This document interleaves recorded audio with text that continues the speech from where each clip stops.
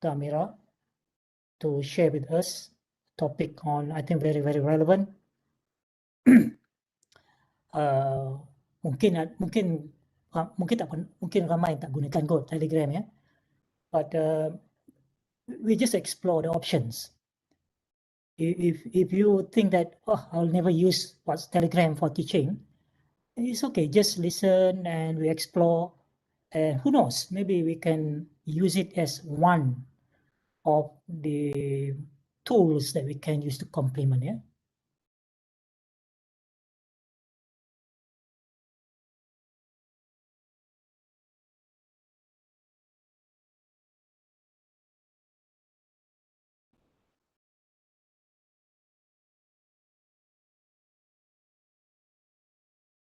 Zana, please update. Assalamualaikum Prof Karim. Jana, I'm so sorry tadi teknikal masalah sikit. Yeah, okay. Thank you, Dr. Mira. Lega saya. Saya pun lega, Prof. Kalau tidak saya tengah fikir apa lagi saya nak goreng ni. Prof banyak, Prof. Tak boleh, kalau saya dah start menggoreng nanti tak boleh berhenti. Tak apa, lagi bagus daripada saya punya pun. Dah pagi tadi dah goreng 3 jam lah dengan UiTM. Alhamdulillah. Goreng sampai habis. Okeylah, tanpa menggunakan masa lagi, saya mulakan. Bismillahirrahmanirrahim. Assalamualaikum warahmatullahi wabarakatuh. Selamat sejahtera and hello everyone, sahabat-sahabat, rakan-rakan akademik USM dan yang di YouTube kalau ada ya. Selamat datang. Terima kasih kerana dapat hadir, participate and join our program. This is a webinar series yang dibawakan oleh Pusat Pembangunan Kecemerlangan Akademik ataupun Center for Development of Academic Excellence CDAE khusus kepada anda. Khusus kepada anda. Jadi mohon share, kongsikan sebab kita baru nak bermula. Share dengan rakan-rakan semua, panggillah mereka datang join webinar pada petang ini sebab pada petang ini CDAE amat berasa teruja dan berterima kasih yang amat sangat pada sahabat saya Profesor Madya Dr. Amirah Firdaus. Kita bawakan daripada UM. Itu kompetitor kita tu, UM tu. Bukanlah, itu sahabat kita UM ya. So kita bawakan Profesor Madya Dr. Amirah Firdaus daripada UM untuk berkongsi dengan kita tajuk pada petang ini yang saya kira sangat menarik. Sebenarnya saya dah bagi tahu maklumkan pada Dr. Mira, saya minta maaf walaupun saya dah berjanji untuk bersama pada petang ini, tapi disebabkan ada sedikit isu, saya menghadapi ada sedikit sedikit hal yang perlu ditangani, maka saya minta maaf tak dapat join. Tapi alhamdulillah saya dapat juga curi masa ni sekejap untuk memperkenalkan Dr. Amirah ya. Dan saya cuba tengoklah how long I can stay ya, not very sure. Kalau saya lepas ni kalau I have to leave very quietly ya Dr. Mira. Minta maaf ya because I'm basically moving around. Dan minta nanti mungkin Zana tolong take care. Right. Jadi tuan-tuan dan puan-puan, once again thank you very much for joining us this afternoon. And thank you very much to Prof. Madya Dr. Mira Firdaus for accepting my invitation and for taking your precious time to share with us this topic, teaching delivery via instant messaging, Telegram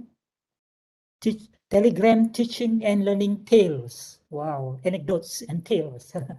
All right, that sounds really, really very interesting, and I'm sure maybe some of us here in WebEx and also YouTube probably have been using Telegram to some extent or extensively.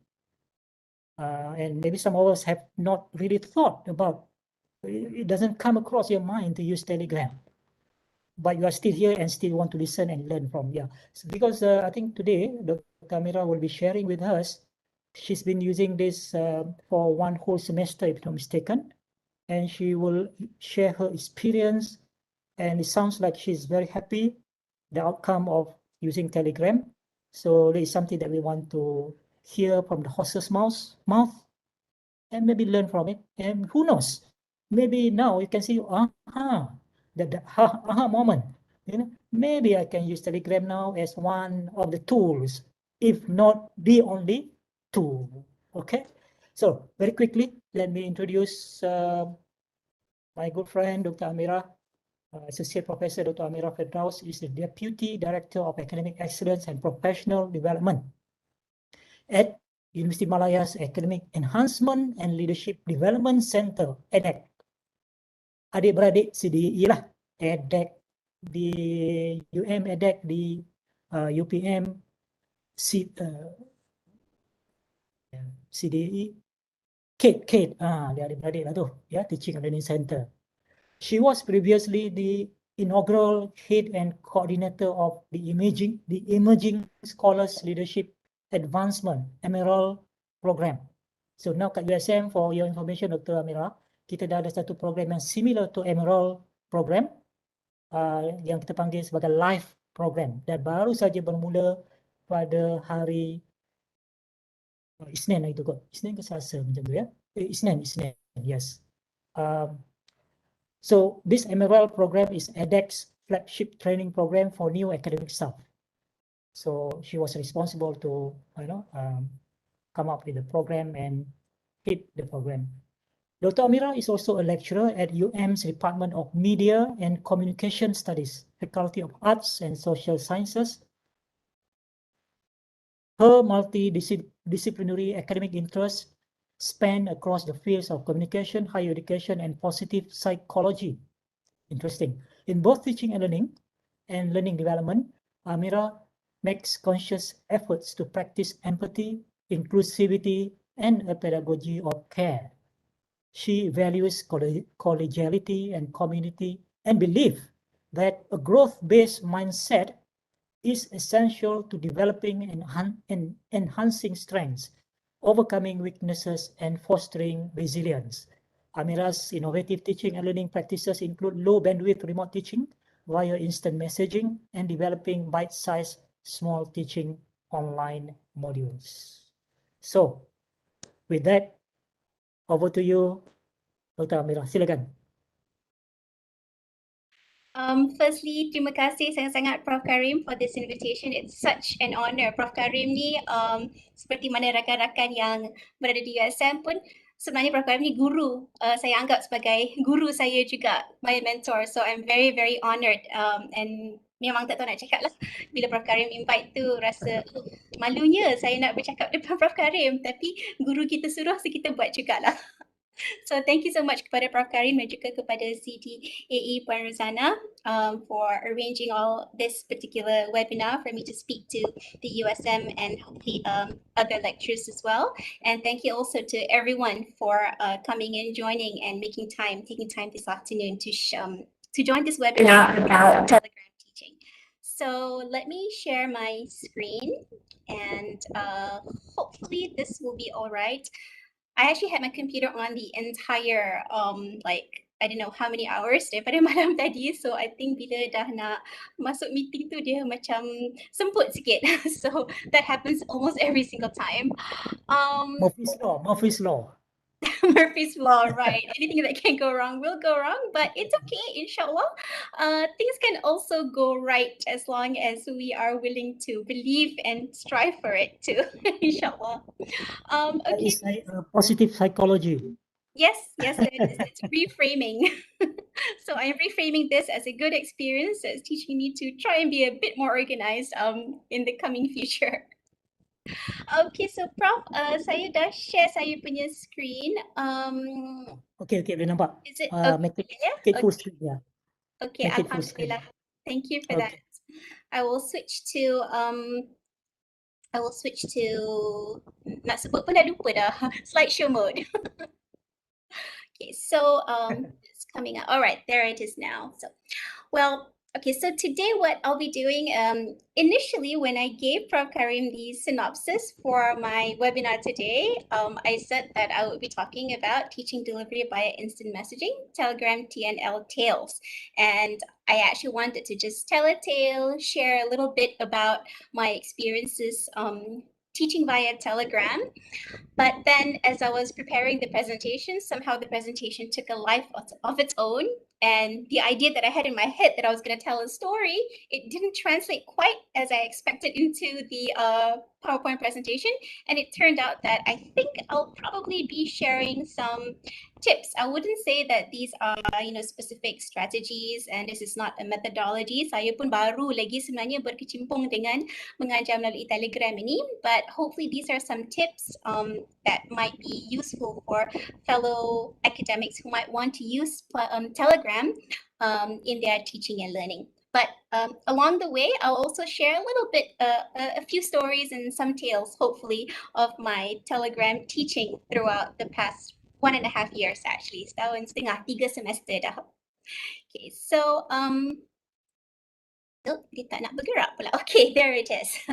So firstly, before we go into Telegram itself, why teach via instant messaging? I mean, we have, alhamdulillah, in Malaysia and also in many other countries around the world, universities are quite well equipped in terms of having infrastructure for online learning. We have our learning management systems, and even if there are universities that may not have their own LMS, there are many free educational platforms and resources that can be used. Moodle, for example, itself is, an open free platform that can be used. And of course, there's also Google Classroom and many other things that we can use.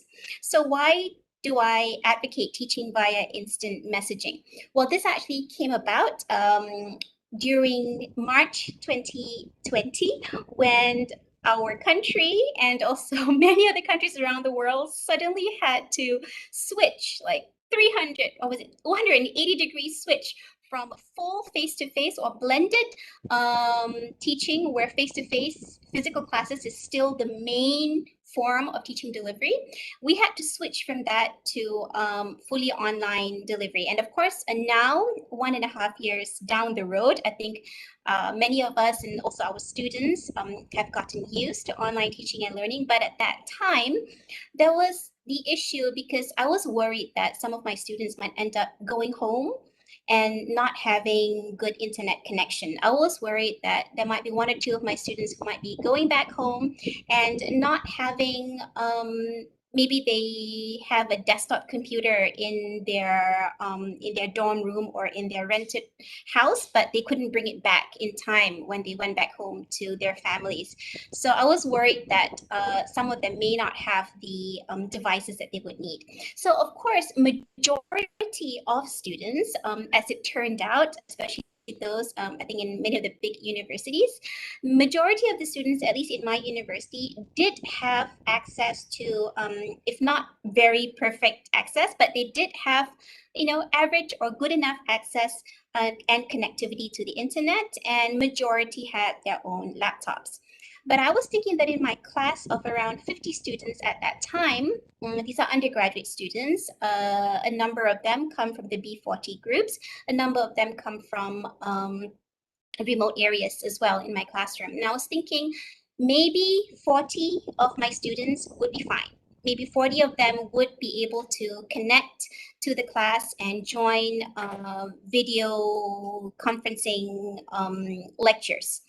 But then what about the other 10 or even 5 or even 2 students who, through no fault of their own, might find it extremely difficult to join the Google Meet class, for example, or even if they did manage to get a recording of the Google Meet class, if their internet is really bad, if it's a 2-hour lecture, it's going to be really hard for them to to basically follow the lecture because they'll be buffering, and then it will just take a long time. So I was concerned about that. And what I did know, however, is that each and every one of my students did have a smartphone. Even if it's a basic smartphone, I knew that every single one of them had their own personal smartphone. And that's something that generally, even in families, we don't tend to share our phones so much. The phone usually belongs to one person. And you might lend it to somebody, but generally it's not like a home computer or home TV where other people can also use it. So instant messaging, at that time I've been quite used to using WhatsApp because I use WhatsApp a lot for my supervision, and for every single one of my classes I also have a WhatsApp group. So I was very used to doing that, but WhatsApp actually is not quite as robust as Telegram is. But nevertheless, instant messaging overall tends to be a low bandwidth, and I learned this from our guru, Prof. Karim. Tends to be a low bandwidth, meaning that it doesn't really need fast internet. It doesn't need extremely good connectivity. As long as you have connectivity, it will work fine enough. And it can also be used on just a basic smartphone, or even if somebody has a really old computer with not a very fast processor. Most of the instant messaging platforms also have a desktop version. For those who may not be able to download it on the desktop version, most of the instant messaging platforms are also available via a web version. As long as you can get access to a browser, then you can also get access to your instant messaging system. So there's a lot of greater accessibility for instant messaging. So this actually speaks into the idea of caring for our students. We teach our students, we educate them, we want to make sure that they achieve their learning objectives or their learning outcomes. But in order for them to be able to do that, while hard work and while good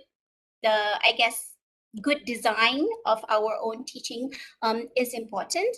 But really, I feel that it's very important to speak to the heart first.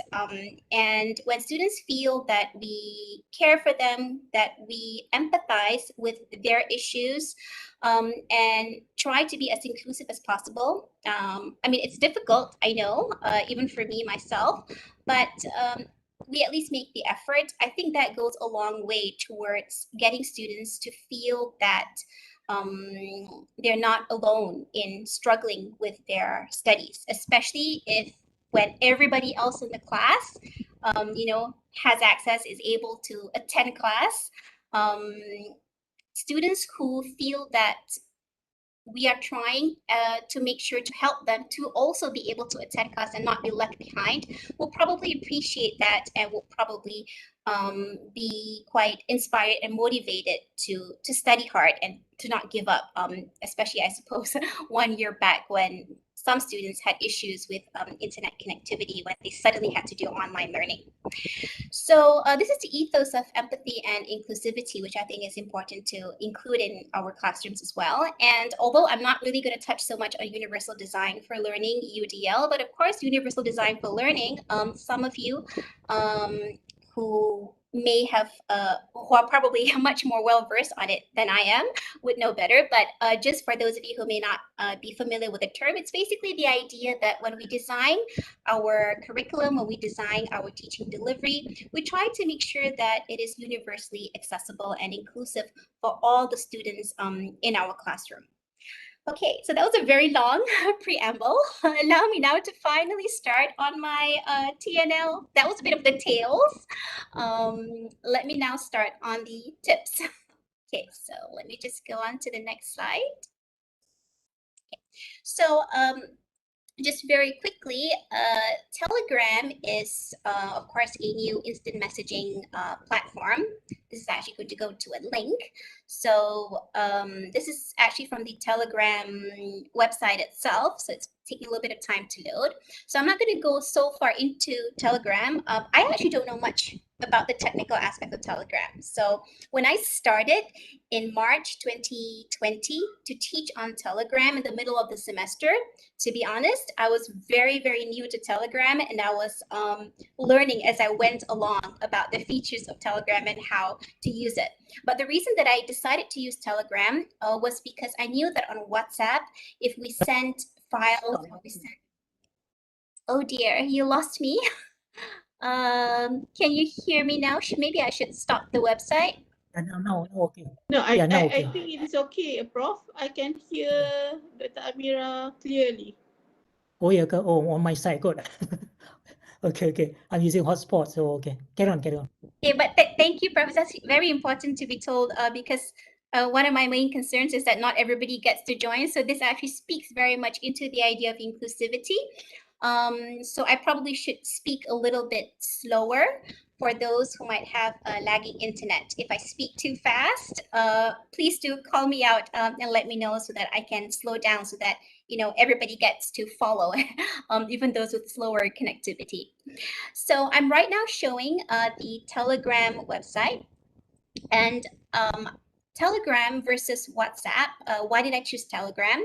Well, one of the main reasons was that with Telegram, I know that the files that we attach on Telegram, the photos that we send, the images that we send via Telegram, it doesn't take up space on our phone memory. I don't know how the technicalities work, but I know it's stored in Telegram's server or something like that.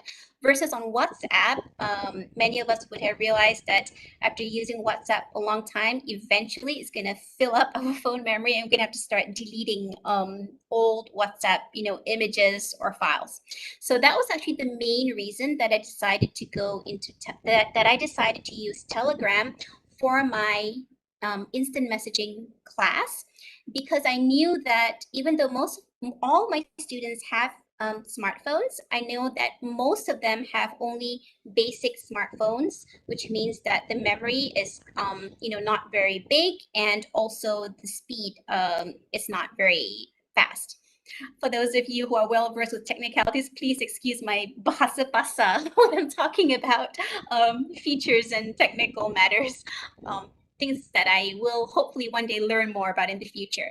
So with Telegram, of course, as I mentioned just now, you can use it there's a desktop version, and you can also, of course, use it on phones and also on tablets. I use a combination of phone and desktop version of Telegram, but for the webinar today, I'll mainly be showing you examples from my desktop Telegram. So Telegram has its own community. It's more and more people are joining Telegram, and there's always something new, some new feature that is being offered.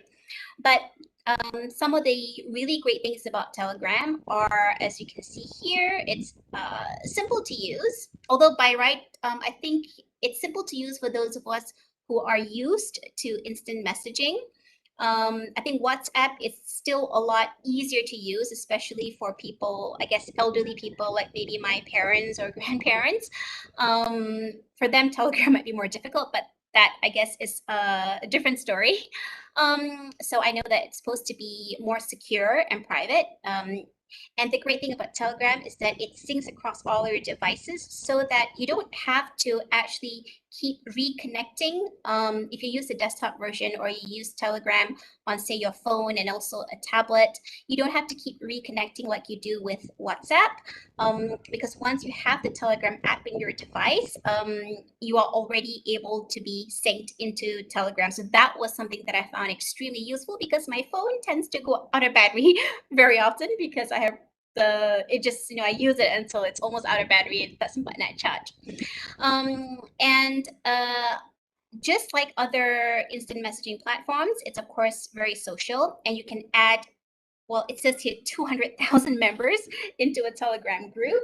And with the use of emojis and stickers and GIFs, it's very expressive. And I think Telegram's emojis and GIFs and stickers, there's quite a lot of it. I don't download all of it, but I just use a little bit, but I do know, but I can see that it is indeed very expressive if you want to use it. So that I think will help a lot with sort of like creating this a friendly atmosphere with our students in the classroom. So going back to the tips. Oh, no, I have to go back to, let's see, I hope that this will allow me to, okay, good, thank goodness, it allowed me to go to the next slide. So let me just share a little bit about how I use Telegram as my class virtual learning environment. And when we think about virtual learning environment, sometimes we think about really high-tech platforms like MS Teams or some customized virtual learning environment that connects the administrative registry for students and the human resource for the university and the video conferencing and the online quizzes. Admittedly, Telegram is it's not built as a virtual learning environment, but we actually can use it as a virtual learning environment that actually helps to create and to let students feel our presence as a teacher, our presence as a real live human teacher, not just, someone who is typing up instructions on a learning management system, not just as someone who records and uploads recorded lectures, but to really feel our presence like they would in a classroom. So in Telegram, one of the aspects of the virtual learning environment that I was talking about is that I am able to use it as a virtual classroom through the Telegram feature called folders. I am trying to actually use a pointer, but I'm not sure whether it's coming out right or not. Okay, there it is. Okay, so the Telegram, one of the Telegram's features is that it has folders, meaning that you can actually organize all your chats that are relevant into specific folders. So for example, here I have a folder for all the Telegram groups or chats for my class, AIM 1007, which I teach this year. And I also have a separate folder for the same class, which I taught last year. And I have a few other folders as well, but I'm just showing these. So basically, you can just create a new folder, and then when you create a new folder, you just then add whatever existing chats or whatever existing groups or channels that you want to add into that folder. So as you can see here, for this particular folder for my class that I taught this year, these are all the groups and the channels that are part of this class or part of this virtual learning environment for this class that I'm teaching. And I will go further into it later, but as you can see here, okay, it's a little bit small, so I apologize for that. If you open Telegram up in your in the desktop version, immediately you can see on the left panel all the different folders that you have. And as you might be able to see here, it's a bit dark. I'm sorry I didn't can't show it too well, but as you can see here, this particular folder has been selected, and this is the list of all of the chats that I have that are in this particular folder. So this folder, which is actually this one, AIM 1007 2021, this is my virtual learning environment, which contains my virtual classroom. So this is actually my virtual classroom for this particular course that I'm teaching, and it's all organized together in this particular folder. Okay, so let me just bring you a little bit more to the features of the folder so it's a bit more clearer. So again, this is, as I was saying just now, the folder that's highlighted now. So as you can see, this is a group. So this group is actually what I call the AIM 1007 communication platform. So this is like our classroom where we can interact with one another. This is another, I call it, it's actually a channel. I'll get into it later. but this is the MiniLecture Channel. So you can see here, AIM 1007 MiniLecture Channel 2021.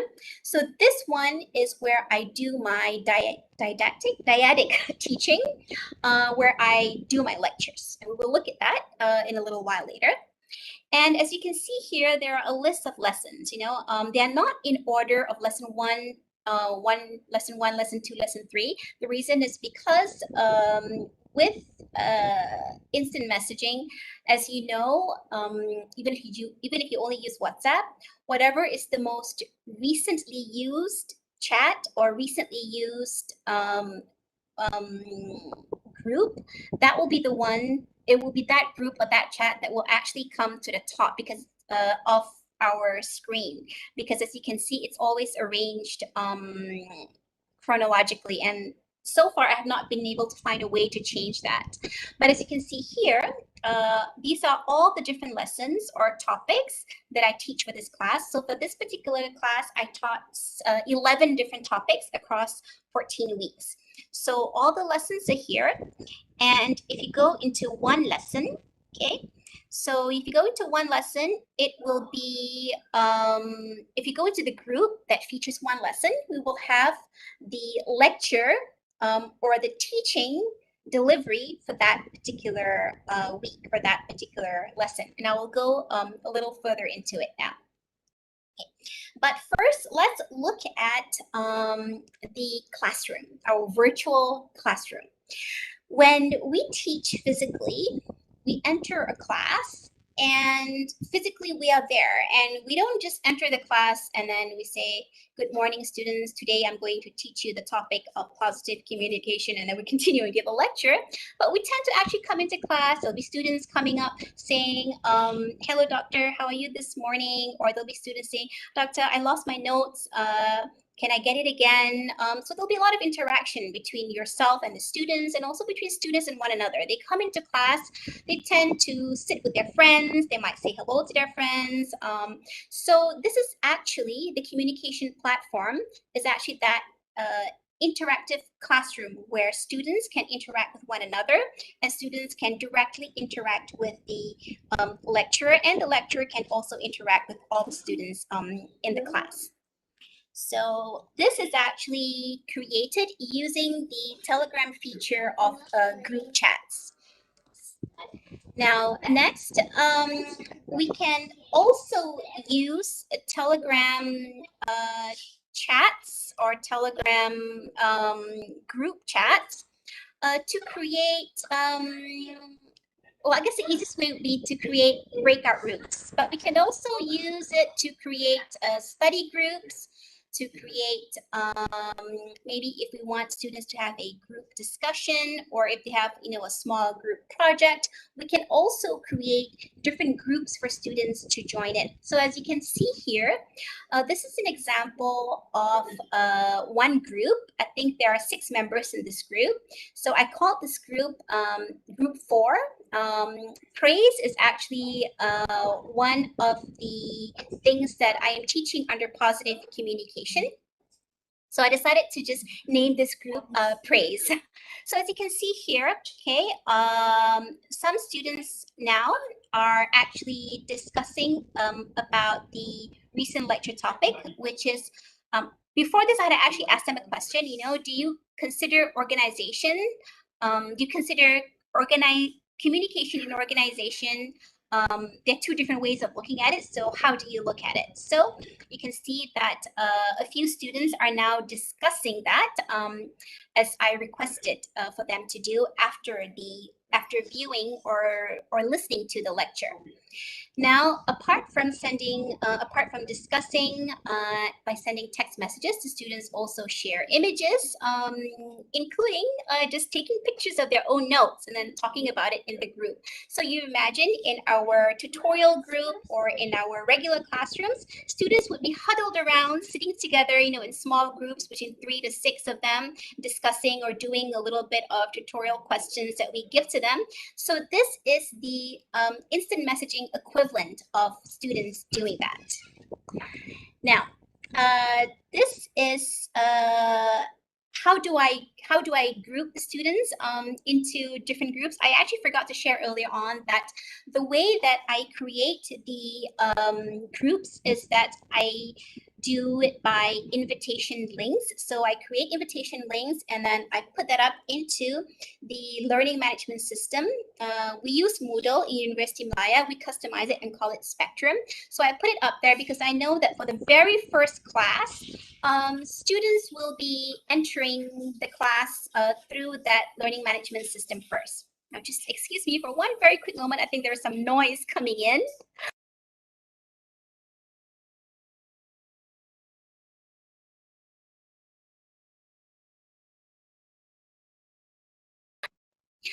Okay, my apologies for that. Still working from home, so there's a lot of ambient noise going on. One of the reasons I also liked doing my classes via Telegram was that it was so hard for me to find a quiet space while teaching from home. So I could just take my phone, I could hide, run around the house and run away from where the noise is and try to find a quiet space, which is a little bit more difficult to do when you're doing a video conferencing class. I just used my phone and I could just record voice messages when I did my lectures. So that was a lot easier. I'll show you a little bit later on how that is done. So with this, as I said earlier on, what I did was, so students were actually joined my Telegram group via the LMS. But right now I'm showing to you the breakout groups or what I call the study groups or the teams. And how I did it was by listing out students and then giving them a link for them to join. So there are actually many ways of doing this. In this way, to make it easier for me, I actually decided to list, to group students based on their metric numbers so that it's easier for me to keep track and to record their activities. Other ways of doing it, if your class is smaller, you could get students to create their own groups, but you have to facilitate that. You cannot just say, go create your own groups because it's difficult for students, particularly if they are in this class for the first time and they don't know the other students. So one other way of doing it is that I have done it by creating links for birthday months. So I created 12 groups with invitation links. So this is actually the invitation link to the group. So I told the students, anybody who was born in January, join the January, click on the January group invitation link. Anybody born in October, click on the October group invitation link.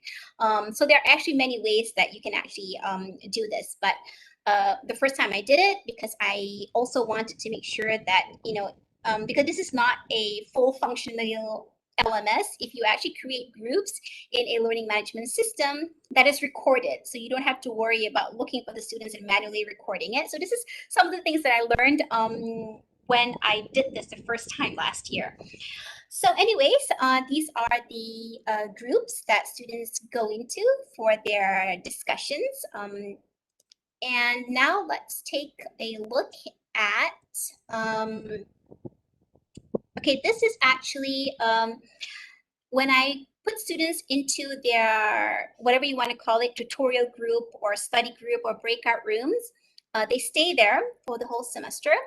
And the very first message that I give to all groups is the same. So I basically tell them that this is a space for them to have small group discussions so that they feel, so that there is a sense of, if students are in a lecture hall of 50 people and they don't know anybody, it's still possible for them to connect with somebody, those who are sitting next to them. But when they're home alone and it's their first time entering that course or that classroom and they literally don't know anyone, I think it's helpful when we facilitate a group for them, at least an initial core group for them if they need to talk to someone, if they need to refer something, and also for them to feel a little sense of belonging, a little grounding. It's easier to feel that in a small group of 6 versus in a big, large group of 50 people.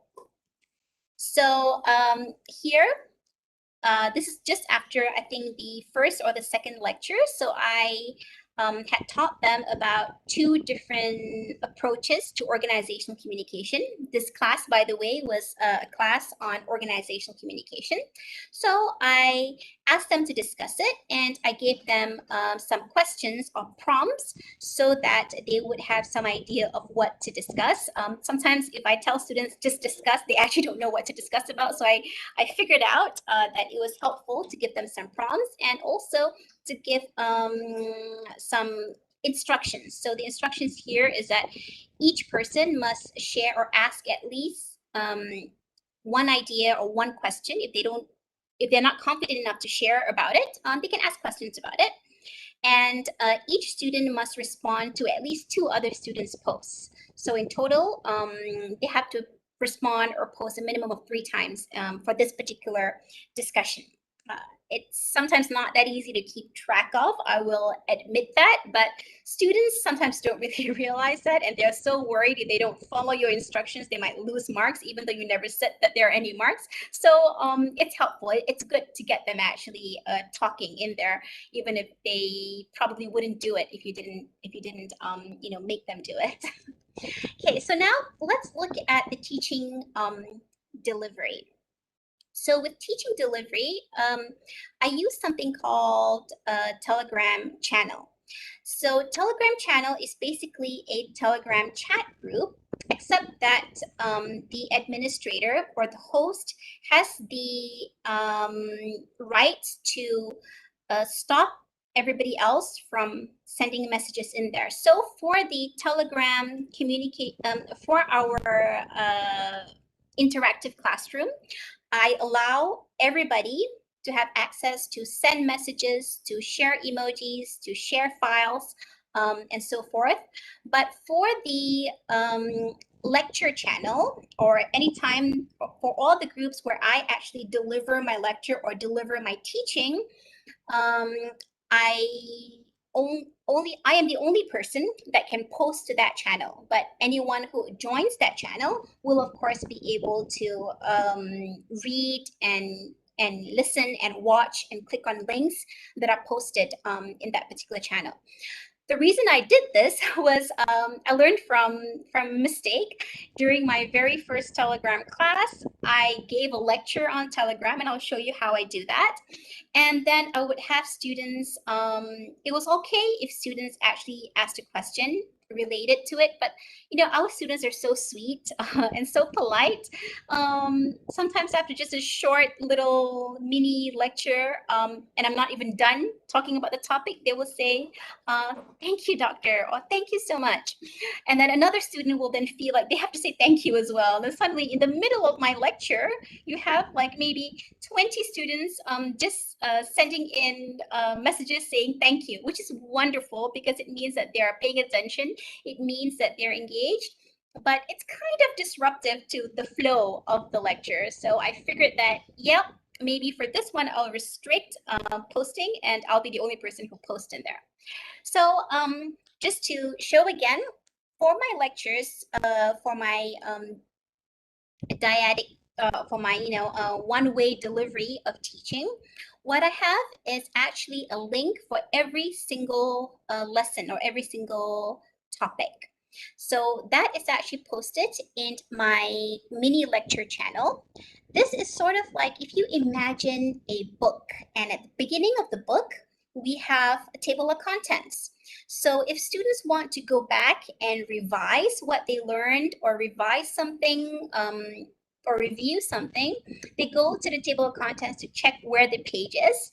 So this is what this MiniLecture channel does. It acts as a portal for students, or it acts as a table of contents for students to go, if they want to revise something in lesson 2, or if they missed something in lesson 5, but we're already doing lesson 10, they can always look in this MiniLecture channel and then click on that particular link, and that link will take them straight into this. For example, here, this is actually the channel for lesson, oh, sorry, this is actually, sorry, my mistake. I haven't shown you the lesson channels yet, but this is basically the full table of contents for my 14-week of teaching. So as you can see here, we start off with the lesson 1 all the way up until lesson 10. There's actually a lesson 11. I'm not sure why I don't have it here. I might have missed it. And also, of course, this is also where I will post the final examination or the final end of semester assessment, which is a take-home exam, which they can also access via the MiniLecture channel. They can access the link to the exam via the MiniLecture channel. So let me take you now into the channel itself, which is what I meant to do just now. So when a student clicks into the invitation link for lesson 10, which is on the topic of positive communication, they will then be taken straight into the channel lesson 10, positive communication. And as you can see here, I have started the lecture by sending out a little text to introduce what positive communication is. So this is kind of like teaching via text or lecturing via text, but I actually don't use text too much because I also use voice notes to deliver my lecture. So to deliver my lecture, one of the things that I really love instant messaging is that they allow us to establish our teaching presence. So as I was saying just now, we want students to know that we're a real human being. And I think that also helps with students' engagement with the topic and with the lesson. So how I establish my teaching presence is very often I will use the Telegram function of a video message, where you can basically record yourself on Telegram for 1 minute. So basically, I will introduce the class or introduce the topic.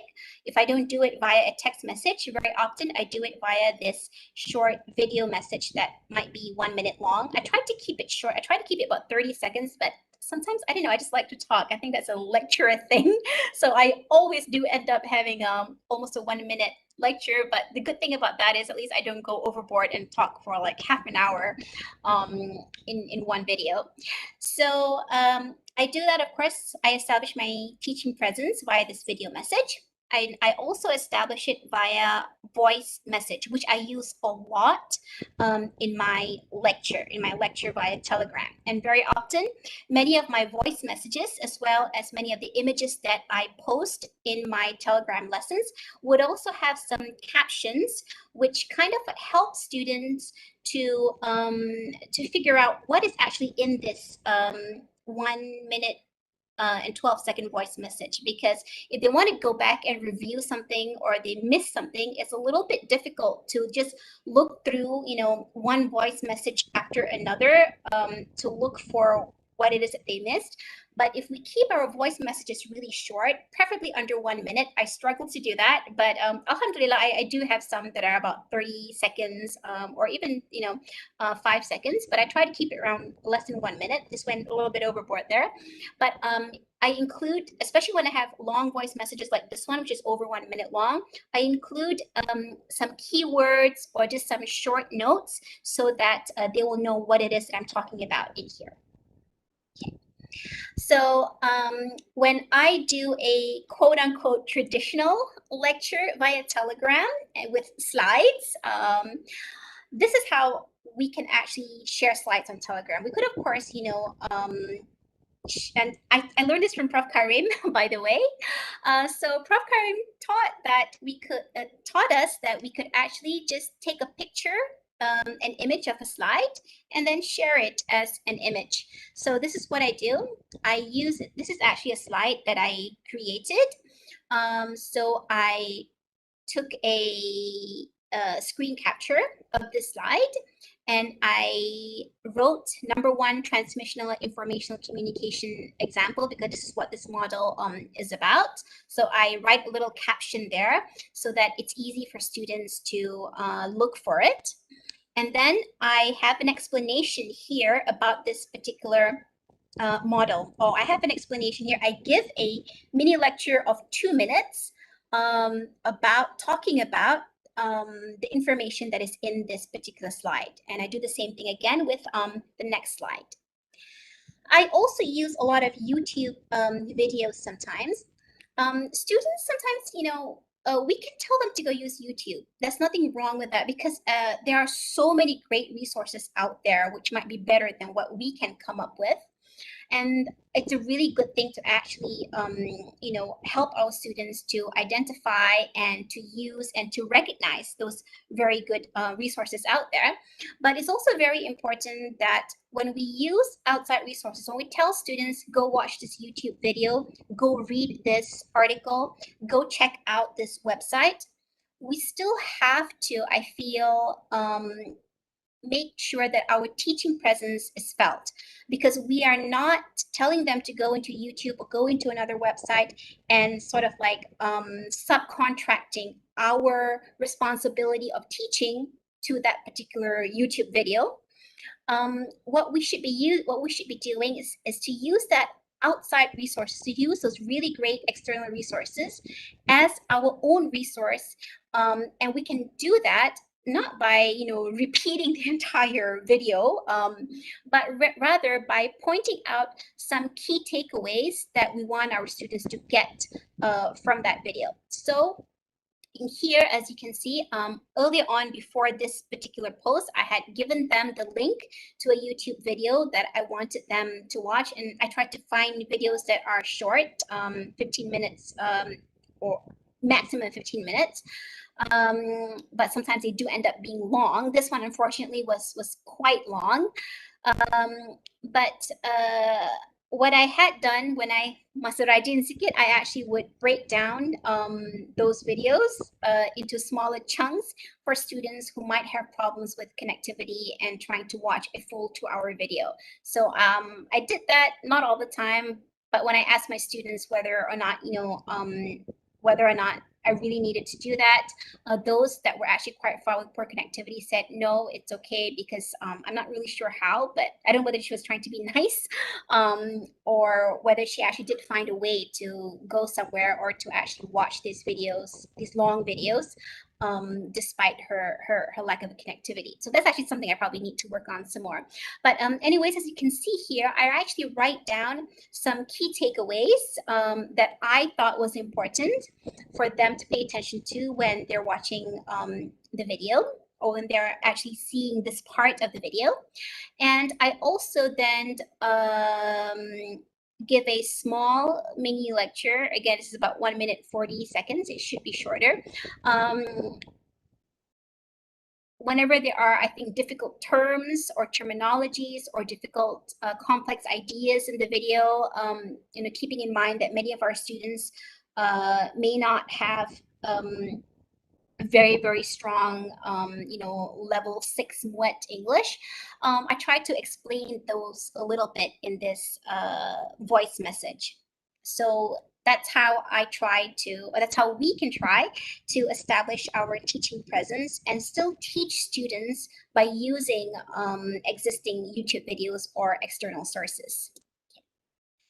Okay, so apart from, as I mentioned just now, teaching via YouTube, by using YouTube videos, lecturing with slides, or posting, short video messages and voice messages, I also do kind of like the regular mainstream teaching by recording my lectures. Here I actually recorded a lecture on Loom. And also here I attach a PDF file for something that I was showing students an example of a organizational chart. So I attach a PDF file here, and I also gave a link of the same where they can actually get this particular organizational chart that I was talking about in this video. So I use the attach file with caption feature, which Telegram has. In addition to that, I also share a link if I do a Google Meet video, which I don't, a Google Meet class, which I don't do often at all. I only did it maybe like, I think once or twice, mainly to satisfy audit and quality requirements. So I share with them the link to the video here. In this particular video, I actually recorded the video using basically what I did here was I uploaded a video file, but this actually didn't work very well. I realized that uploading video files on Telegram, I don't know whether it's my connectivity, but it takes forever for it to upload. So as you can see here, I tried to download it and it was still not fully uploaded. So it's actually better if you have an external video to just share a link for the video. And I think that also helps with the students' memory on their phone as well. So another way which I have not used yet, I just discovered that we can actually also do live streaming via Telegram. A lot of people are doing live streaming on YouTube. We're doing that right now via Facebook, via Instagram. Well, we can also do that on Telegram. So this is great because I haven't yet tried it out yet, but I took this photo from online. So I guess that's how it would look like if we did a live streaming class. Okay, so just now I was talking about the virtual learning environment and the virtual classroom. So now I'll talk about the use of Telegram as a learning management system. Not a full-fledged one, but sort of like a light version of a learning management system. But before I do that, I see that there is I think there is a question in the chat. So let me just go straight to the chat very quickly. Oh dear, there are quite a few questions. Let me try and answer that. I will try and start from the top. Please bear with me as I scroll down to look for the questions. We can also have a question and answer later as well, but let me try and address some of these questions here. So from Prof or Dr. Aisha, Telegram is based on cloud sharing. Oh yes, thank you. That's what I was trying to say, right? I didn't really have the correct term, so thank you so much, Dr. Aisha. Yes, Telegram is based on cloud sharing, meaning that all of the content on Telegram is actually stored in the cloud rather than in our phone. I think that's what I understand it to be. Okay, so someone agrees that yes, Telegram is better than WhatsApp. You can send bigger file size and it won't affect your phone storage. That was actually the term I was trying to use, phone storage, not just memory. Didactic teaching. Thank you, Prof. I think Prof terpaksa keluar dulu tadi, but yes, guru kita waktu kita mengajar pun dia ajar kita juga. Alhamdulillah. Thank you so much. Didactic, not dyadic. Okay. Oh, Prof. Karim also actually calls this mini LMS. Okay, so that's also quite useful to know. Yes, we can actually use Telegram as a mini LMS that I will show to you shortly after this. And now we have one question from YouTube. Okay, were students briefed about the usage of Telegram as VLE? Okay, no, but let me explain my answer. I did not tell students that, students, I am going to use Telegram as a virtual learning environment. I, of course, told students that we are going to be doing our class mainly via Telegram. I gave them instructions in our main LMS, how to get to Telegram. And during our first meeting on Telegram, we actually had a Google Meet meeting for the first class.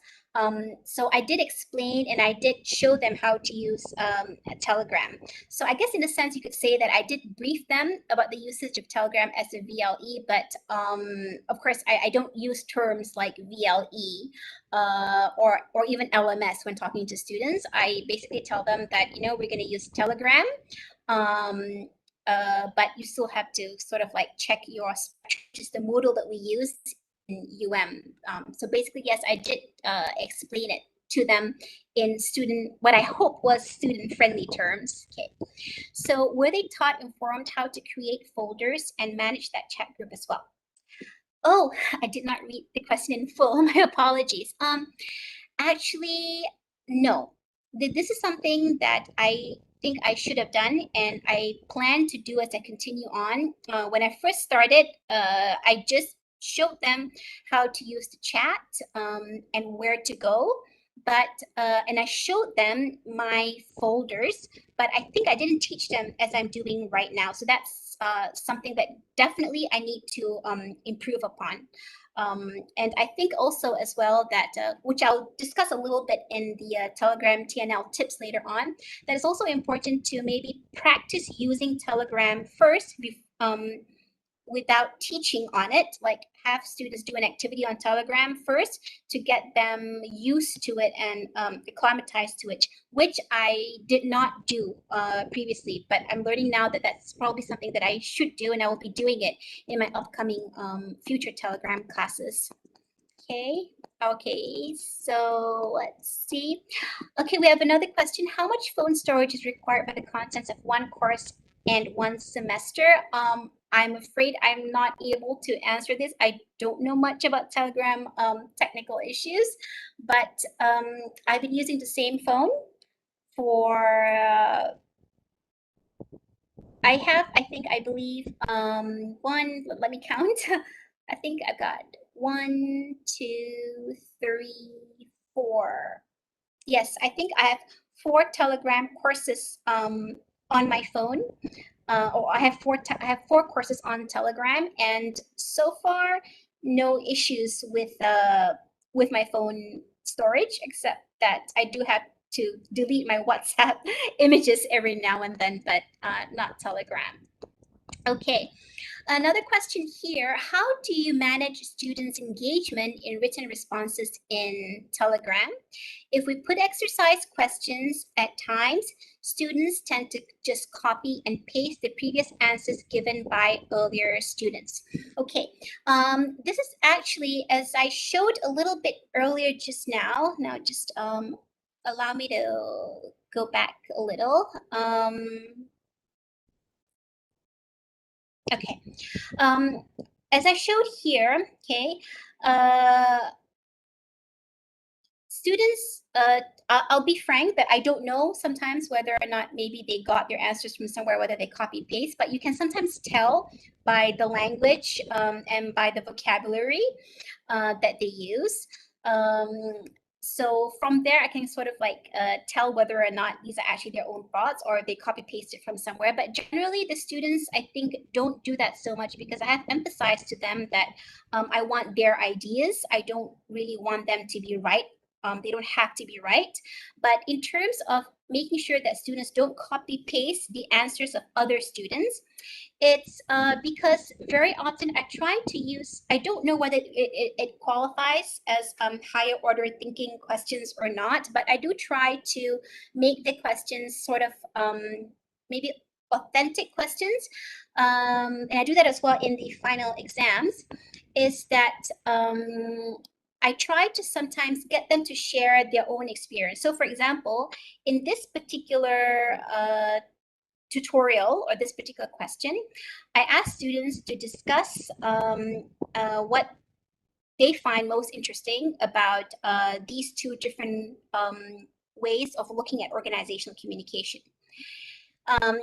So I'm hoping that because I asked them to find what they find most interesting, that they would not copy paste. But by looking at the students' answers, I see that they are different. It's not copy pasted. And even if they're saying this, even if they are highlighting the same ideas, but they are giving different reasons or different points for it. So I think from there, they're being quite authentic and original.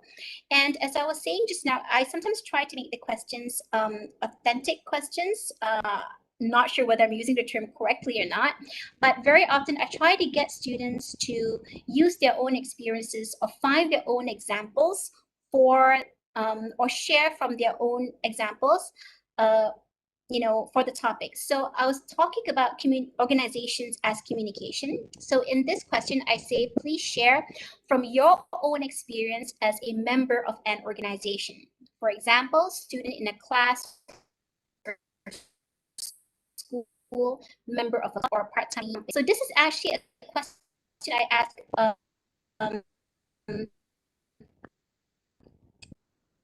in very early on in the semester. And as we go to new topics, like maybe the next topic we talk about channels of organizational communication. Then I will get students to then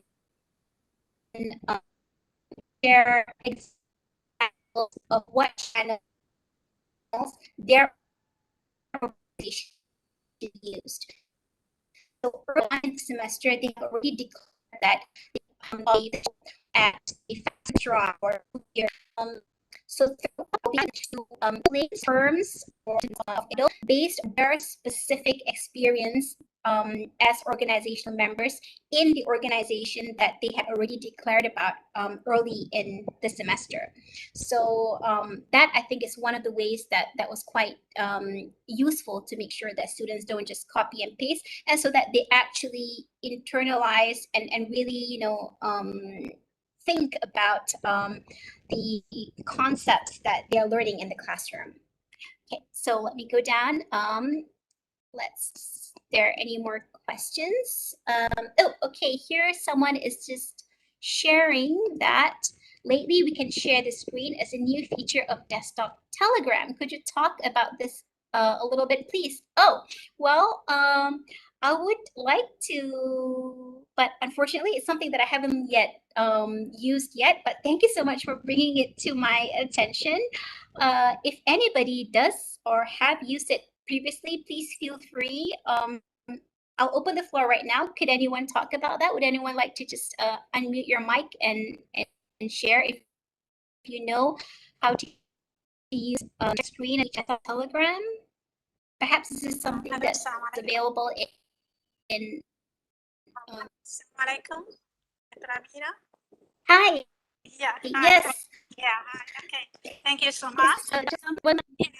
Yeah, it means Dr. Sama. Okay, from School of Education. Thank you so much for sharing. In fact, Dr. Amira, one of those who's actually the lecturer, so use the Telegram.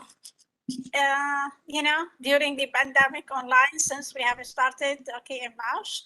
I'm also using in particular for the tutorial classes, not actually deliver the lectures, but in group discussion and the tutorial, I used. But lately, Doctor, I actually found that we could also use the feature of using, the sharing of the screen. In fact, I haven't, because just it is like before 2 weeks ago when I just discovered that, not actually yet to use it with my students, but inshallah I'm planning to use it. But I just tried to use it with a friend. I could actually to reflect and to share, but I haven't actually much experience in use it or how to use it, or if you have any more information about it. That's it only for sharing. Okay, all right, well that's great. Yeah, it is great. After this one, you can teach us how to do it. Then we can do another webinar with you, hopefully. No, it is very simple now. Just you have to update your desktop Telegram, because not all the old. I think we have to update. After you update, you will get new features. Using these new features, we can actually share. But when I'm asking you, I think if you have more information about it, okay, that's it. Yeah, I don't, but you know what? Thank you so much for bringing that to my attention and sharing it with me. So now it's something new that I can learn about. Yes, okay. Let's keep in touch. Maybe we can yeah, sure. Share ideas. Yeah, sure. Okay. So thank you so much. Yeah, thank you so much. Okay, Doctor. Thank you. Okay, thank you, Doctor. Thank you. Oops. Sorry, I muted myself. Okay, so thank you again to Dr. Sama. Let me go down to the next question. Okay, the next question is, did you break down the YouTube videos into chunks, or did you just tell them to view the video from minute 1 till 5? Okay, there were some YouTube videos that I know that you can actually share from a certain minute. So sometimes, well, not sometimes, I think I only did it once or twice, so I did that. But sometimes, yes, I do, whenever there is a long video, I sometimes, including my own lecture videos, which I sometimes record on Loom. I don't do it as a practice every time, but sometimes I do highlight minute, like from minute 3 and 28 seconds. Please watch that. I don't usually say until when, but then I tell them when to start watching for a particular idea or something that's important. So yeah, we should try to do that, and I do that sometimes, but to be honest though, it is a little bit time consuming, so I have to be a little bit more diligent to do that if I use long videos. Okay, so we have another question from Prof. My dear Dr. Nurliza. She finds this feature is very interesting. We can also, I did not know this, we can also extract text from image using Telegram. Okay, Prof. Maria, Dr. Nurliza, are you there? Can you share a little bit about how you do this to ease our job when preparing lecture notes and exam questions? Is Dr. Nurliza there? Okay, no worries, she's not, but she did. Oh, My line is not Assalamualaikum. very clear. My line is very slow here. I actually paste the YouTube that I made. There, the link is there. You can just click the link, have a go with it. So my line is not so clear. It's going to rain here. I'm Oh afraid, dear, yeah. okay. You can Okay, click thank the you link so there, much, Yeah. Dr. Louisa, for sharing this. Definitely, I'll be looking forward to taking a look at this. Thanks so much for the link. Now, I hope it's all right. I'm actually, as I speak, I'm actually copy pasting this, and I'm just going to put it somewhere so that I can have it. This is really something that I tend to do even during my classes, is I'm so worried that I might forget later on. So I do it right now. So thank you again, Dr. Noliza. And I hope everybody else is also copy pasting that link so that we can check out how we can extract text from image. Okay, so we have another question here from Associate Professor Razif. Dr. Razif would like to know, how do my students use text and instant messaging for academic purposes specifically? Comfort level, frequency of use, usefulness, reasons for messaging, and differences between peer-to-peer and peer-to-instructor interactions or engagement. Okay, I did not do a study or a survey. Oh, I actually did do a very I didn't do a full survey asking students about this, but I did ask students whether or not because I knew that learning on Telegram might be the first time for many of them, so I did ask them about their comfort level with that, and I only had, I think, one student who complained that it was difficult. So maybe more students had the same issue but didn't voice it out. But one student did say that it was difficult to have to keep scrolling all the way up to go and find something that they were looking for. And this was a student in my first ever Telegram class in March 2020. Actually, it was in April 2020. And my mistake at that time was that I created one lecture channel, and then I basically, I think, taught 3-4 classes or 3-4 topics on that one lecture channel. So it was, I admit, very, very long. And from that student's comment, then I realized that it would be better for me to actually separate each of the lesson into its own Telegram channel. So what I did then was that I copied, I actually extracted lecture 1 and put it into its own Telegram channel. I extracted lecture 2 and put it into its own Telegram channel. And then for the forthcoming lectures or lessons, I just created new lecture channels. But to answer the question specifically in terms of students' comfort level, how they use it, and how they interact with peer-to-peer and to instructors and so forth, I of course, only observe what they write and what they say in their Telegram, in my class, and also in the WhatsApp groups in my class. And actually, I noticed that it's different from class to class. So just like in a physical class, you have some class or some groups, some cohorts are really interactive, and then you have other cohorts that are a little bit reserved. So it turns out that even on instant messaging on social media, you know, it's the same. So many people say that sometimes when we do online teaching, we find that students who tend to be quiet in class are more expressive. I think that might be true, but overall, I'm seeing that that whatever happens in the physical classroom tends to be reflected as well in this virtual classroom, including on the Telegram class. So in terms of how they message one another, you know, any differences, I think because they are very aware that this is, of course, not, you know, their friend group, but this is actually a class, they tend to message, I think, the same way that they would speak and interact in a regular classroom. They use, I use very informal language. I use a lot of emojis. Sometimes I use stickers, and some students do that too. Some students don't. They use SMS spelling. I do that too, and I think perhaps they feel comfortable to do that because they see me using SMS spelling as well.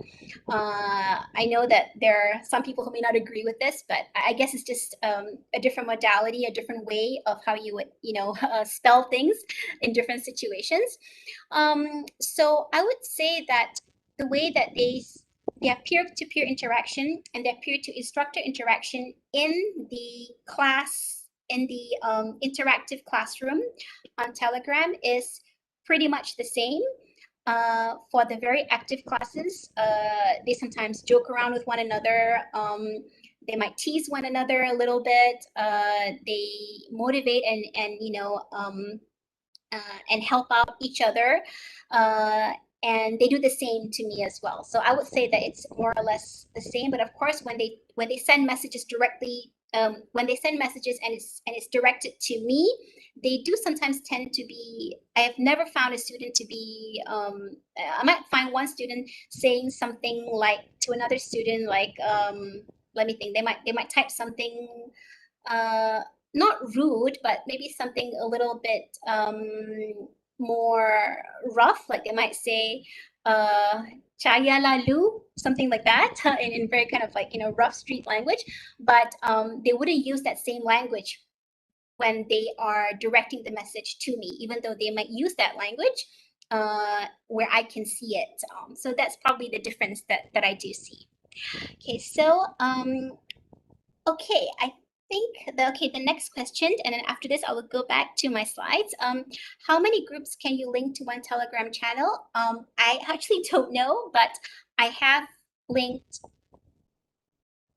I think the maximum number of groups or channels that I have linked to one folder, I think that might be what the question is 20. So I think we can do more than that.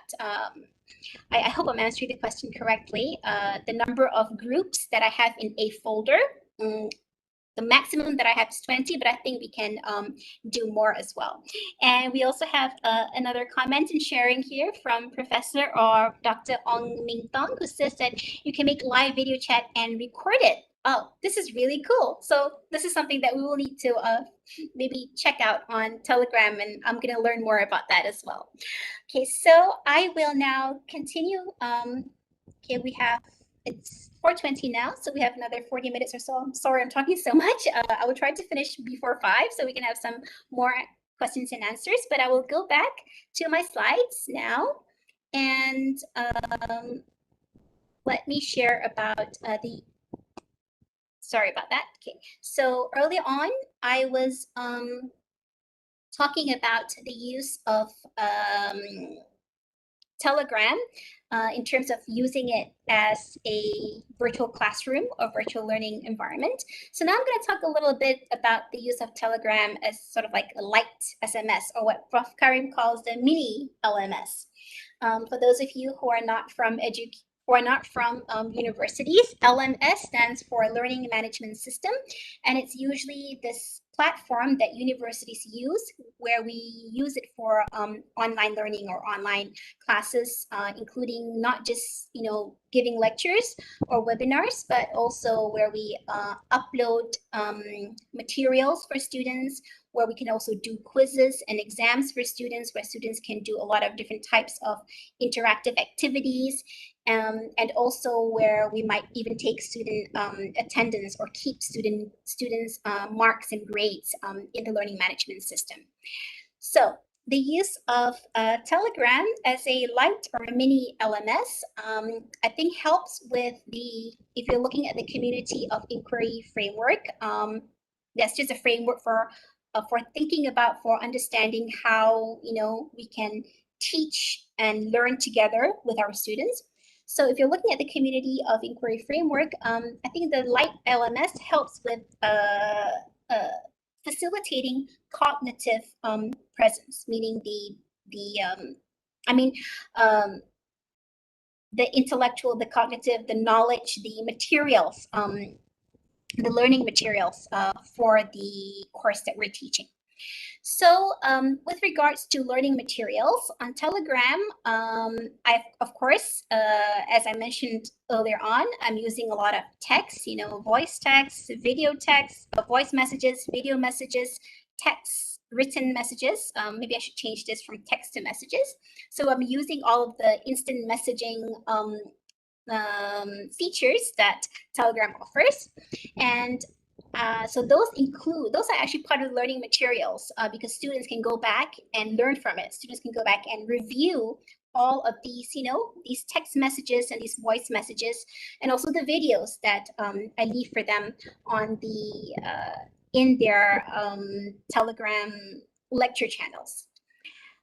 So apart from that, of course, we also can use images, like I mentioned just now, just share an image of a slide. And we can, of course, share links, just as we can share YouTube links or my Google Meet recording link. So these are some of the ways, or some of the features, not just of Telegram, but also of, I think, most other instant messaging platforms that can function as a repository of learning materials for our students. Okay, so we can also, of course, use file attachments. So in most learning management systems, we upload files, we upload PowerPoints, we upload PDFs, and we can do that as well with Telegram. But as you can see here, this particular slide is grayed out because I don't use file attachments very often, simply because I tend to use cloud. I use Google Drive a lot more than it's just easier, because when I switch devices, it's much easier. So because of that, I don't use file attachments very much, but I will share links to files in my Google Drive for students to access.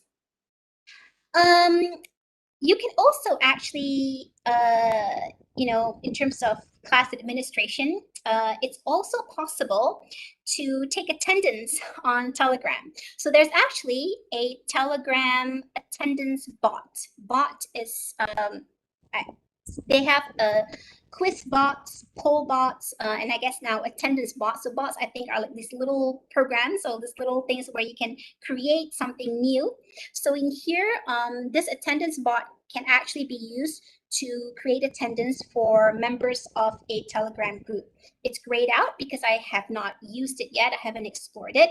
But what I did back in March or April 2020 was that I took attendance by using the poll function or poll bot, or poll feature on Telegram. It was actually quite a lot of painstaking work. I don't recommend it, but it worked somehow. So what I did was I used each of the students, I would post, sorry, let me start again. I will post a poll for with the names of these students, and these are the 6 or 7 students who are in a particular group. Earlier on I showed to you that I put students in study groups or tutorial groups. So I would post this particular poll each week at the beginning or end of a lesson, and I would ask students to basically click on the poll so that I know that they are sort of, recording their own attendance. It's not the perfect way of doing it. It was very difficult, very time consuming for me to go and check the attendance one by one, because I actually set the poll as anonymous poll out of all things. So I made a mistake there. So it was extremely difficult for me during that first semester trying to check the attendance. So later on, what I did was I then used SurveyMonkey for students to do the same thing and click their own attendance, which was easier. But then later on, I decided that, my LMS already has an attendance feature. So I actually gave students a link back to our Moodle LMS for them to click their attendance. By right, they don't really need to do that, because by right, we can actually check. I tell them to click their attendance not based on dates, but based on when they complete, when they finish watching or listening to my lectures. So whenever they do that, it's up to them. They can do it this week, or sometimes I might tell them they must do it by a certain time, but I leave it free for them when they want to do that, so that they can listen to the lecture at their own convenience.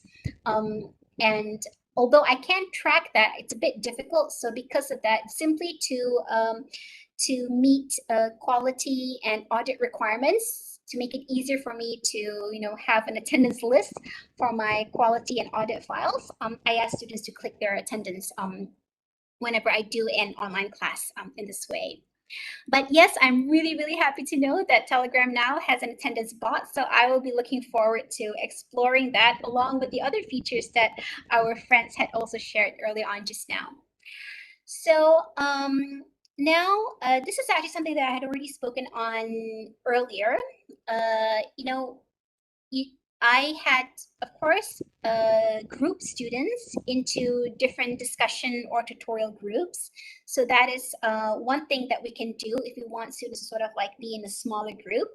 Another thing that I had tried out was using something called discussion group and comment, which can actually be done when you are creating a channel.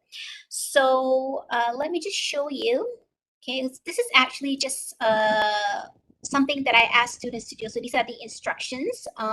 This one actually is an assessment because it comes with some marks, and I gave them the rubric for the mark. It's very low stakes, it's only like maximum 2 marks. But if you do many of this over time, students can actually accumulate, say, you can create 5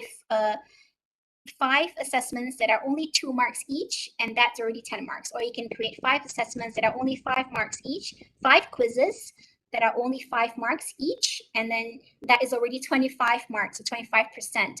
So it's something that I like to do to make the assessment small and manageable for our students, and so that it doesn't like come all together at once. So I like to actually give them assessments at the end of each lesson, so that they can immediately be tested, but then it's a low stakes kind of test. If they lose 2 marks, it's okay. It's not so much. Okay. So just to share what I do is, as I mentioned earlier on, for each lesson, I create a new channel. So when you're creating a new channel on Telegram, there is an option down here to add a discussion group. So if you add a discussion group, what happens is that whenever you post something into that channel, there will be maybe it's not shown here. Okay, whenever you post something into that channel, for example, when I post this particular link into the channel in lesson 2, into the lesson 2 channel, there will be a little a link here or a little comment box here where students can click on this to leave a comment. So instead of students, interrupting the flow of my Telegram lecture if I allow them to comment directly in the lecture channel, by using this discussion group or comment feature, it allows students to ask questions or make a comment simply by clicking on this link. And when they click on this link, what happens is that they will be taken to another, a separate group or a separate Telegram group where it's actually an open group, and they can post questions and also post emojis or files or anything into that group because it's a discussion group. So when they do that, the particular, I think for this one, as you can see here, this one has 59 comments, okay? This is actually the main lecture channel for lesson 2. And when students click on this comment here, it will take them to the Q&A and discussion group for lesson 2, where they can type in their comments or ask questions. When they click here, what happens is that the same post that I had posted in the original lecture channel would be reposted in the discussion group channel or the discussion group Telegram group for this particular lecture, for this particular lesson. And then underneath that, the students' comments would also come out. I think I forgot to screenshot the students' comments, but if you scroll down further below, actually, you will see 59 comments about this because I had actually asked them to do an activity and do a question. So that was actually the students both asking questions and making comments, as well as doing this assessment activity that I had assigned to them. But to be honest, this was also a nightmare for me because then I realized after I had done it that, probably not a good idea to offer marks in this kind of a platform, because then I had to go and check each one, all the comments one by one to check and read it and then find the name of the student and mark it. And it was just a little bit messy when you're trying to do that through 59 posts. So something I learned not to do that again. But it is very useful though to allow students to have a place where they can ask specific questions about a specific thing or specific item in our lecture. So now, very quickly, before we go off for the day, let me just share. I shared a little bit just now about using Telegram for assessment. So apart from what I showed you just now, I also use Telegram's file attachment feature to attach the file or the link to the file for their final examination question. So in University Malaya, throughout the pandemic, we have been encouraged to actually transform our final examination into a take-home exam or other forms of alternative assessments. So in this particular course, I used a take-home final exam, and it's posted in my learning management system in my Moodle, but I also post it here because this is the main place where students are actually converging for my course. So if you can see here, this is actually just a screenshot of the instructions that I had shown in the LMS where the exam is. And because the exam is actually supposed to be submitted straight into the LMS, I learned through my mistake of trying to, accept submissions through Telegram. So it's actually easier for my sanity and administrative efforts to go and actually get students to submit their formal assessments into our learning management system, because I can grade it, I can give marks directly into the learning management system and not have to do it manually myself. Okay, so now this is actually not really about the final exam or assessment per se, but this is just an example of how I use Telegram to foster social social presence between me and the students by sort of like using it as a place where I can wish them luck. So I do this quite often, you know, sending them a good luck sticker or just giving them any messages just to sort of like, you know, encourage them. Okay. So that was about the final exam that I showed you just now. Now, another type of assessment that I used for Telegram after realizing that using the comment discussion group was really not working was that I used the quiz bot where you can create quizzes. It's a feature where you can create quizzes in Telegram. I used the quiz bot to actually create mini quizzes at the end of my lectures. So let's look here at the first panel here. So here is a quiz for lesson 12. Now, as you can see, there's only 5 questions that I give, and the quiz is actually only available to that student for 5 minutes only, and I shuffle the questions. So making this quiz very short and shuffling the questions was actually my attempt to sort of like ensure integrity of that assessment so that students are, you know, I don't like to think that students are cheating, but so that students, you know, are doing it on their own. So we can start this quiz, and I'm just showing here a screen of how the quiz bot kind of like, you know, shows you or leads or helps to guide you through how you can start creating your quizzes. So once I've created the 5 questions in the quiz, this is, I think, well, this is my view of it. In the student's view, sometimes it's a little bit different. So here, the 5 questions that students have to do in 5 minutes is posted, and students can then start the quiz. And then when students start the quiz, now let me just bring your attention to the last panel here. My apologies, it's a bit cut off. Okay. So what I had done, so this is actually, I actually grayed this out actually. I didn't do that. But this is actually the list of students in my classes who had already taken the quiz. And you can see here, this is actually page 1, page 2, and page 3. So this is actually the 3rd page of the list of students who have taken the quiz and their marks for the quiz. So these students all got 4 out of 5 marks. These students got 3 out of 5 marks, and these students got only 2 or 1 out of the 5 marks.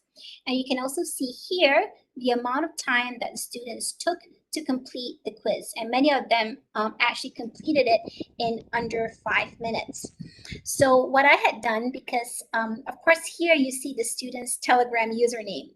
So in order for me to actually make sure that I'm recording the marks for the correct student, what I had done earlier on is that I had given out a sort of like a survey or questionnaire, and I asked students to fill up, I actually listed down every single student's name, and then I asked them to retype their full name and metric number, and also to type what was their Telegram number or their Telegram username.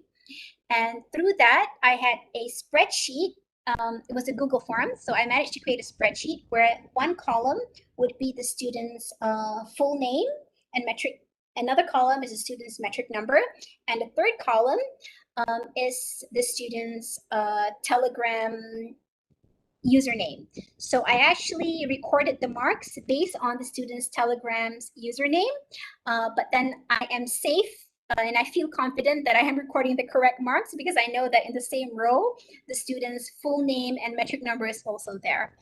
A little bit of hard work to do, but not as confusing as the earlier method of just looking at, you know, students' comments to actually give them marks. Okay. So for each student, going back to the quizbot, you know, once they answer the question, they can actually see how many they got correct and how long they took, and how well they did. I think that for some quizzes, I allow them to retake the quiz. For some quizzes, I don't. I only allow them to like take the quiz one time. But the results that would actually that that I would actually receive would be the top results that they get. So I allow them to maybe take it twice, and then I will take the top result because that's the one that that's actually recorded by Telegram that I can view. Okay.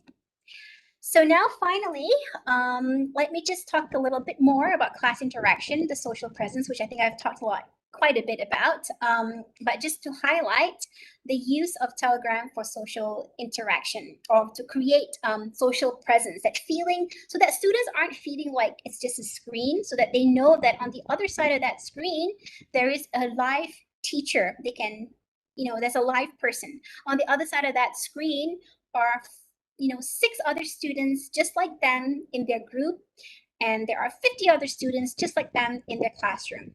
So Telegram and instant messaging, I think, is a lot better, much more powerful than Moodle or other learning management systems in creating this sense of social presence, this sense of community to a class. So of course, like any other instant messaging platform, the use of text, voice, video, emojis, stickers, and GIFs really helps with that sense of you're talking, interacting with real people, with classmates, with a teacher. And of course, the text messages I think also help as well. So I just actually labeled it here. You can see that this is the video message that I talked about earlier, and this is how you actually do a video message by holding down to record audio, or if you want to change this to video, you kind of like have to tap it once. So this is a voice message that actually appears whenever I click on this little microphone here to record a voice message, or whenever I change it to a video message and record a 1-minute video message. And this is, of course, I mentioned early on that I use a lot of images, screenshots of my slides, or screenshots of a passage in an article I asked them to read, and I always have a little bit of a little caption down there. Basically, it's a little note for them to kind of like know what that screenshot is about. And of course, common text messages, which I use to just label things or also to send out text messages. And as you can see here, let me move myself away from there. Okay, as you can see here, this is our interactive classroom. So you have students saying thank you. Okay, I don't know why I ended up choosing that one. I think I must have probably said some, probably give students, especially Malaysians, local Asian students, they are very, very polite. They thank you for everything. You give them a little PDF file and they thank you like you just gave them a pot of gold or something. So they're very nice about that. So you can see them saying thank you. And then I use stickers and they use that as well. So this, I think, really helps with the social presence. And this is other examples. This is students. This is one student encouraging her classmates just before the exam. We've been struggling until now for a better career and future. What doesn't kill us makes us stronger.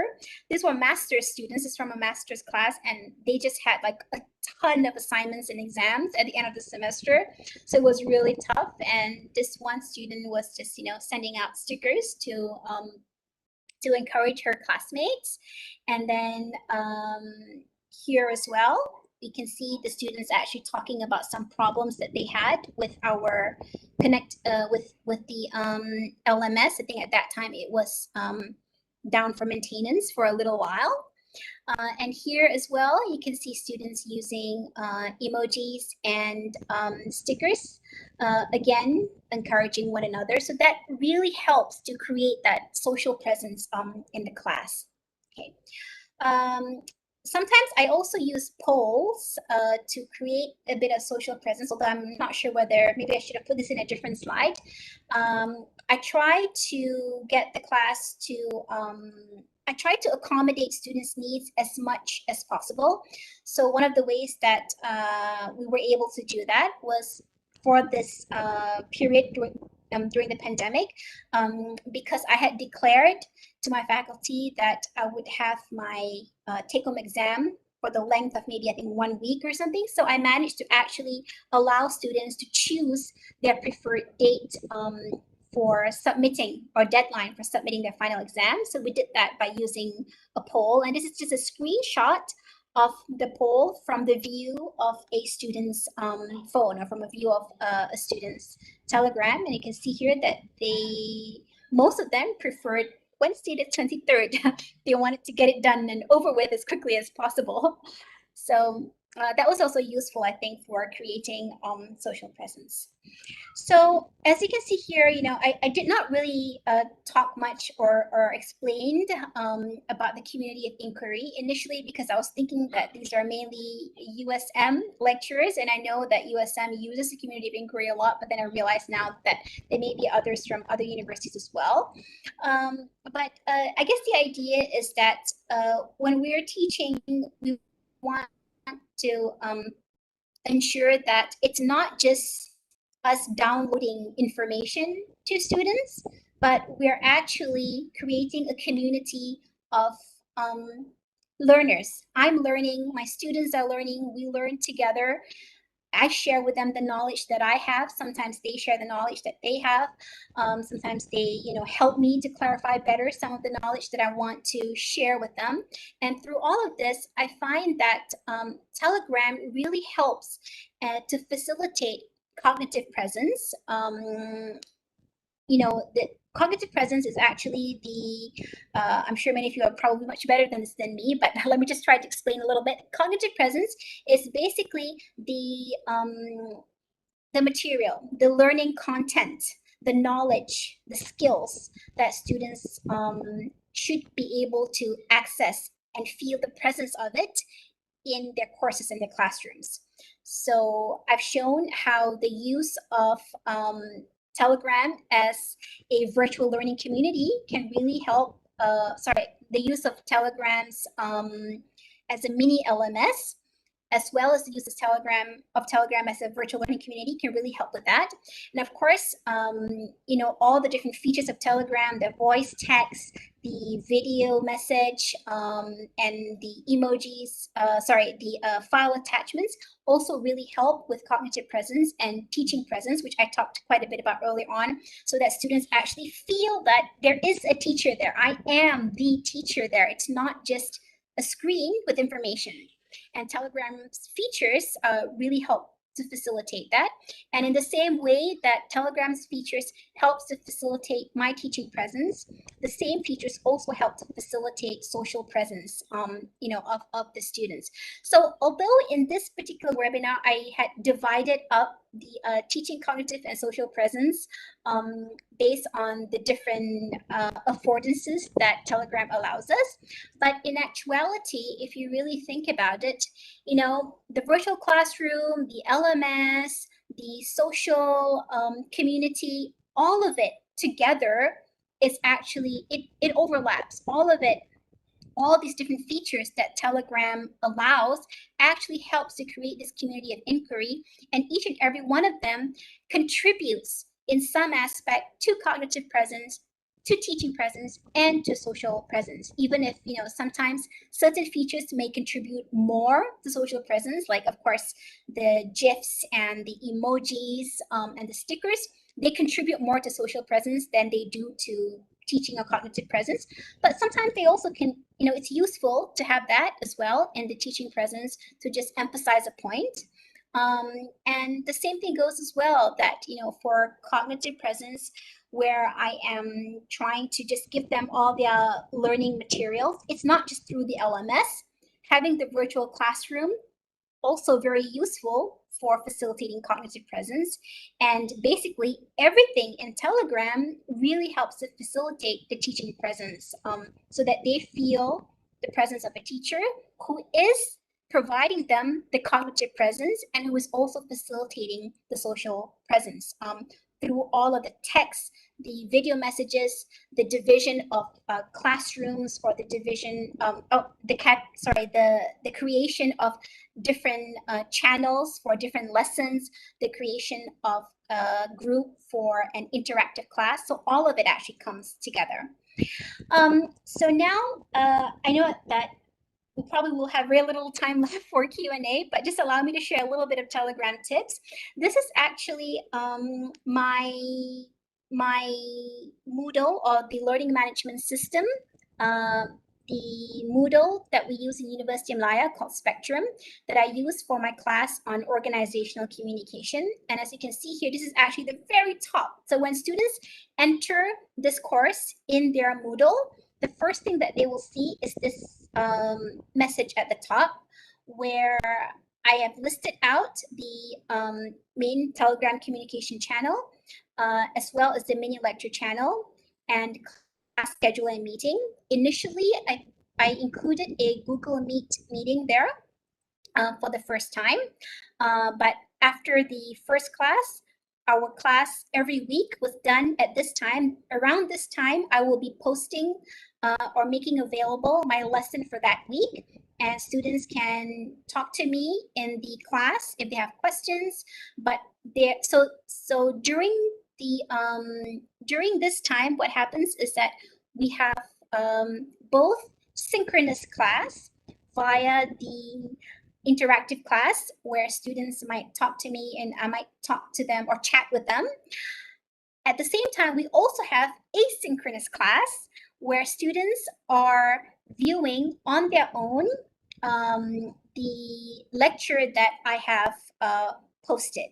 Sometimes I'm late with that. So if I am, I will still continue on discussing and chatting with students in the in the interactive class. So we kind of like have a blended synchronous / asynchronous session going on every week. Now, also to show you, for my own organization system and also for audits, file audits and quality purposes, to make it easier for me when my course is if it's ever called up for audit, I actually include each week in my LMS, in my Moodle, the link, the name of the topic, and also the link to the Telegram. And for this year, I had actually also included some discussion. Instead of using it on Telegram, I used it on the Moodle platform itself, because by this time, I know that all other classes were actually using are not using Telegram. So students, during the first semester of teaching online, it was very tough for some students, but towards, I think, the second and third semester, students had already gotten the devices. There was a lot of, I think, assistance as well in terms of in terms of data plans for students who couldn't afford it. So I felt a little bit better about using a regular online system. And of course, this just needs a browser. And again, students don't really have to be on a video call with me for their classes. But as you can see here, for each week, I would include the Telegram links. Students generally, I found out, didn't really go in here so much. After the first and second week, they just went straight to the Telegram because they knew that's where the class was. But for my own organization, for my own audits, I thought this was a safe way to actually record my teaching and learning. And this is student evaluations from this year for my class, which I taught via Telegram almost fully for 14 weeks, except for what I showed you early on, except for the exam and maybe attendance, which I asked them to go back into the LMS to do. But apart from that, everything else was on Telegram. And these are first year students. So these are actually students in their second semester and first year, never been to campus. So they were students in the second semester, I think in March to June this year. So if you look at the student evaluation, these are students that took my class, but they also had to take 3 other first year courses. So this is actually the same group of students, plus 1 or 2 students who may have missed the course last time, but are taking it again. So you can see there are 40 students in my class, 42 students in another class, 41 students, and 40 students in the other classes. So if you compare the Telegram class student evaluations, this is from the same group of students, you would see that the Telegram class scored higher in terms of penilaian kursus or course evaluation. compared to the other courses, which most of them tended to use the regular platforms of our LMS, Moodle. Many of the lecturers use Google Meets. I think one or two use MS Teams for their meeting, and then some of the courses had their WhatsApp groups. So the same goes as well for evaluation of lecturers teaching, penilaian pengajaran pensyarah. The Telegram class, students evaluated teaching in the Telegram course higher than they did for the other courses. Even the other courses also did very well. And in terms of evaluation of teaching and learning facilities, kemudahan pembelajaran dan pengajaran dan pembelajaran, the Telegram course again was evaluated higher than the other courses which used just the conventional online platforms. So although it's not based on an actual research, it's not scientifically done, but just by extension looking at these, and I know that these other classes were also very well taught and very well organized. So I feel that Telegram is actually a platform that really does help to facilitate student learning as well as student satisfaction. So finally, 3 minutes before 5, that is the end of my presentation. So I guess I will pass the floor back to Puan Rosana. Assalamualaikum Dr. Mira, Dr. Azidah here. Waalaikumsalam, Dr. Azidah, lama tak jumpa. Alright, so I'm taking Prof.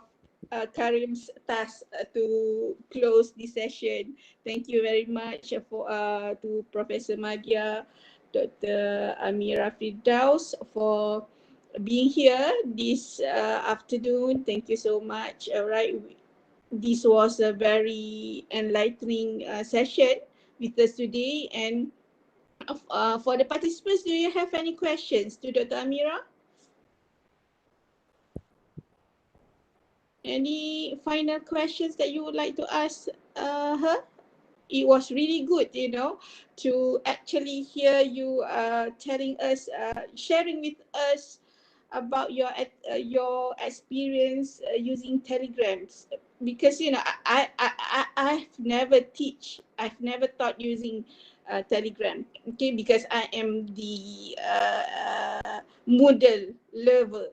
So I love Moodle so much that I think that I always use Moodle in my teaching and learning. All right, so yeah, but today's session really enlightened us about how we can optimize Telegram, in our classroom teaching. And yeah, I think that the participants today would like to actually explore later on. Okay, so hopefully you can try for the next semester using Telegram in your teaching and learning. Thank you very much, Dr. Amira, for your sharing. Okay, so for the participants, the organizer already put in the chat box the link for your attendance. Okay, please go into my CPD and then fill in the survey for today's session. All right.